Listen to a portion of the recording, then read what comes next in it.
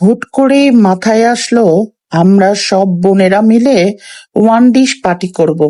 যেটা আগে আমরা চড়ুই ভাতি বলতাম, যে অমুকের বাসা থেকে এটা দিছে, তুমুকের বাসা থেকে এটা দিছে, দিয়ে এক জায়গায় রান্নাবাড়ি করা। তো সেটাই এখন নতুন রূপে আসছে ওয়ান ডিশ পার্টি। তো এখানে হচ্ছে এক একজন মেম্বারের কাছে এক একটা আইটেম দেওয়া হবে, সে তার মতন করে রান্না করে নিয়ে আসবে। ব্যাপারটা সিম্পল। তাই আমি সকাল সকাল চলে গেলাম বেঙ্গল মিটে, কারণ বেঙ্গল মিটের মাংসটা আমার কাছে সবসময় মনে হয় বেস্ট। এই যে আমরা মাংস কিনেছি বেঙ্গল মিট থেকে। এই যে আমাদের পোলার চাল ভাজতেছে মারফা, আর এখানে আছে আমাদের গরুর মাংস। আমরা প্রেসারে সিটি দিয়ে রাখছি, এখন তেলানি করব। আগে পোলাওটা করে নিব, কারণ এটা দমে রাখতে হবে, ঠিক আছে। আর আমাদের রাঁধুনি তো আমার ক্যামেরাম্যান, আপনারা তো সবাই জানেন। আমি একটু মাঝে মধ্যে রান্না করি, কিন্তু আজকে আমার একটু বাইরে কাজ ছিল, এই জন্য আমি রান্না করিনি।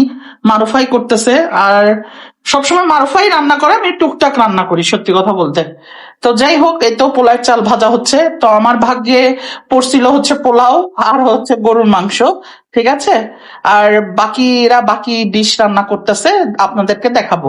তারপরে বাচ্চাদেরকে খাওয়ানো হচ্ছে এখানে। চলেন এখন জেনে নেই কে কি করছে।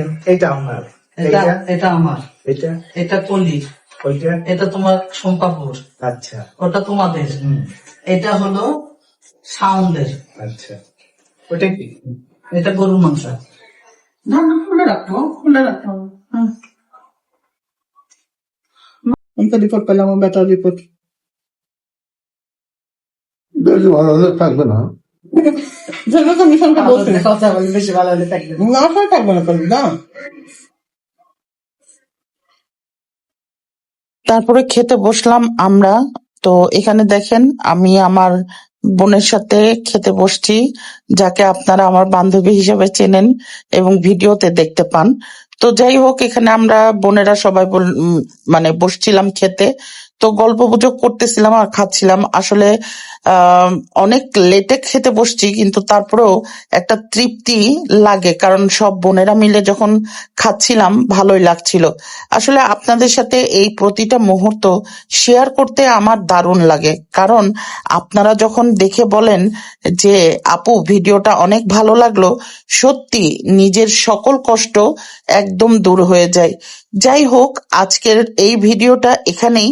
তো আমার ভিডিওটা কেমন লাগলো, এবং অনেকদিন পর একটা লং ভিডিও আপনাদের সাথে শেয়ার করলাম, কেমন লাগলো অবশ্যই জানাবেন। আর এই খাবারের পর আমি কিন্তু একটা ডেজার্টও রেডি করেছিলাম, সেটাও আপনাদের সাথে শেয়ার করব। তো আজকের মতো বিদায় নিচ্ছি, আল্লাহ হাফেজ। আর এই ডেজার্ট রেসিপি যদি চান অবশ্যই আমাকে জানাবেন।